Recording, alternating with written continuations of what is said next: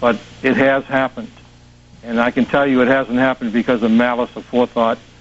I don't know why it's happened. I don't know why we didn't get that bit of information that we got to stop the blind shake from blowing up the Holland Tunnel and the Lincoln Tunnel. Yeah. Oh, the bit of luck we had in the Philippines when Ramzi Youssef was about, 3 hours away or a day away from blowing up 10 jumbo jets simultaneously.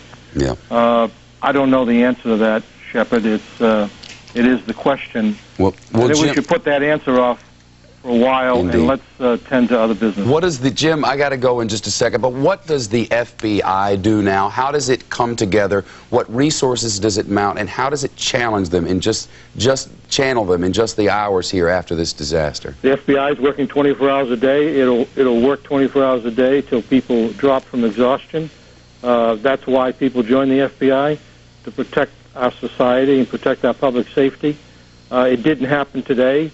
Through their best efforts, and they will work tirelessly to bring to the National Command Authority in Washington specific, articulated information on who did this.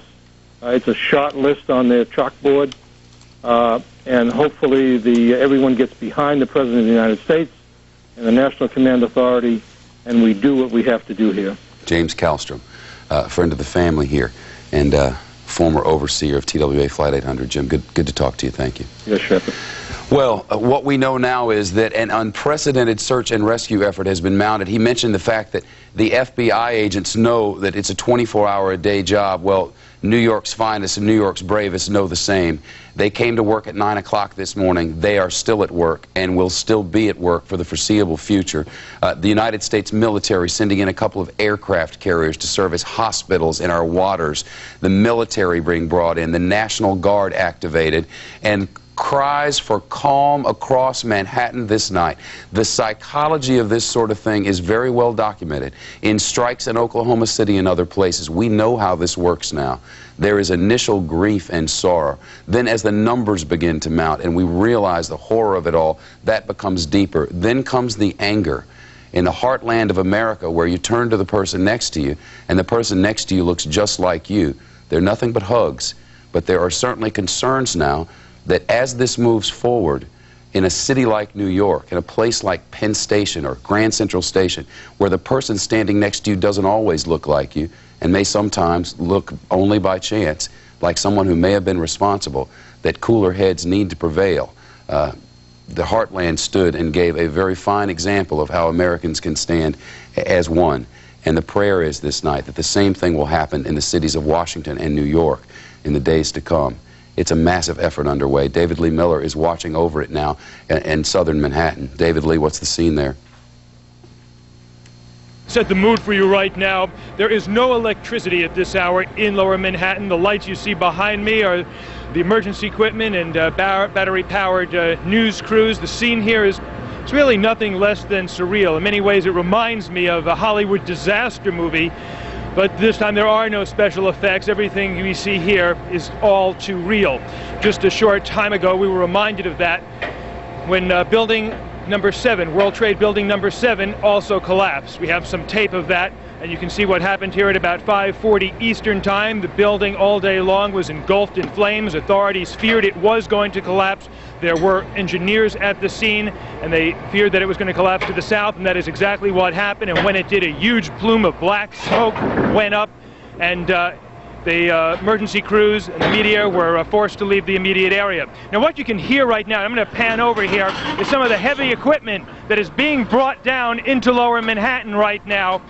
So far to date, they have been hampered in their emergency efforts because of the fire and the third building collapse. But one of the National Guardsmen told me that they expect that rescue efforts are going to begin in earnest tomorrow morning. And now, exactly how many people are buried under that rubble, dead or alive, still too difficult to say. We do know that some 50,000 people worked in the World Trade Center. And now the AP is reporting, Shepard, that of the 400 firemen who came here to help, 200 are feared dead, 78 policemen, New York City's finest, are missing. So no doubt we expect that the death toll is going to dramatically increase in the next few days. Mayor Giuliani says that's how long it is going to take to get some type of serious estimate as to how many people here actually died. One interesting note to all this that I think you alluded to a moment ago, the National Guardsmen here are not ignoring the fact that today's date is 9/11, and there are at least some here, Shep, who thinks that is no accident. Back to you. David Lee Miller, live for us in Lower Manhattan. United Airlines, American Airlines, 911, all symbols and attacking symbols of the United States, its pride, and even its freedom. This night there are people across the tri-state area of New York, across the Washington, D.C. metropolitan area in Virginia and Maryland, and folks across the country who had friends and relatives who were in these buildings who are wondering at this very hour whether their relatives are okay. So many in there at the moment that at this hour they simply cannot get a handle on who is where, who was where, who's missing, and who perished. That could take days, and this night the churches and synagogues and mosques of this community are loading up with people who are going to say a prayer for those who have been lost and the families of those left behind. Franklin Graham, son of the Reverend Billy Graham, has been carrying on his crusade as the Reverend Graham is resting. Franklin Graham, good to see you. Such a sad day for people around the world.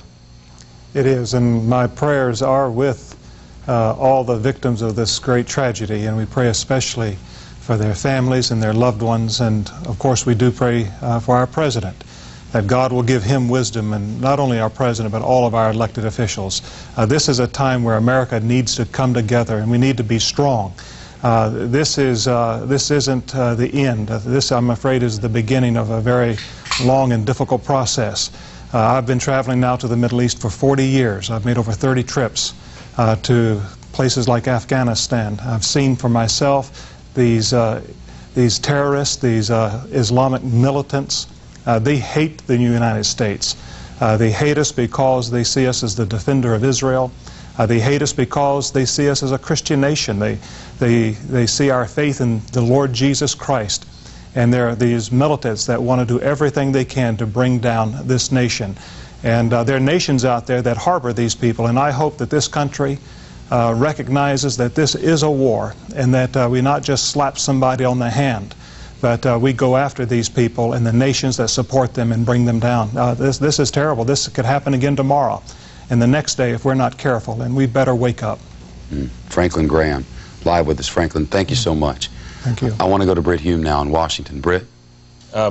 Shep, thanks very much. Extraordinary to hear a man of God such as Franklin Graham speaking in that way. But in that regard, you know, we heard a condemnation, a public condemnation earlier this day from Palestinian leader Yasser Arafat about this horrible act, as I believe he called it. However, from today's column in the Palestinian Authority official daily, the following quotation: "The suicide bombers of today are the noble successors of their noble predecessors, the Lebanese suicide bombers who taught the U.S. Marines a tough lesson in Lebanon and then with no preconditions threw the last of the remaining enemy Israeli soldiers out of the security zone. Those suicide bombers are the salt of the earth, the engines of history. They're the most honorable people among us." Now, of course, that is today's edition of that. It doesn't speak of the suicide bombers in this country necessarily, but there you get a sense of the attitude about suicide bombings as it's held among some of the Palestinians, certainly, at least. And let's turn now to, as the criticisms continue to pour in from various quarters about this being a terrible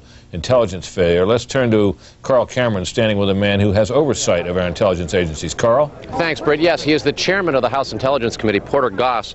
And, sir, we were talking a little bit about the degree to which our intelligence community never saw this coming and what that means for national security. What's your assessment? Well, I think that that's a little bit of a misstatement, that the intelligence community never saw it coming. We have a lot of people working very hard on a terrorist target, and we've had a lot of alerts. It is true, as far as I know, that our intelligence community had absolutely no specific items on the events, the tragic events that took place, and apparently a very well orchestrated, very well organized, somewhat sophisticated planning approach earlier today. I think that anybody who thinks that our intelligence community or any of our national security assets can guarantee Americans 100%, whether they're at home or abroad, obviously doesn't understand the nature of the terrorist world today. There are some nasty people out to give us horrible surprises. We are a easy target for them. We are an open society. We pride ourselves in our freedom and our First Amendment. It is not hard to go about doing destruction on us. So we as a society are going to have to take a good close look at how about we go about our daily business and find out how much vigilance is reasonable, self-vigilance. Now, when you get on an airplane, you're asked questions. You go through a metal detector. You have to show a picture of yourself now. That's because of terrorism. Many people have forgotten that. We've had a horrible reminder today. I suspect we'll have more proposals for tighter regulations, and a degree of how much regulation and how much freedom is what this debate will really be. We're going to run out of time quite quickly. Let me just quickly ask you about your assessment of the world stage now. Just a moment ago before we began, you talked about this being a whole new world. I think it is. I think it's the nature of the threat against the United States of America has changed very dramatically. We have to understand that. We have to have different capabilities. It changes our policies, our relationships.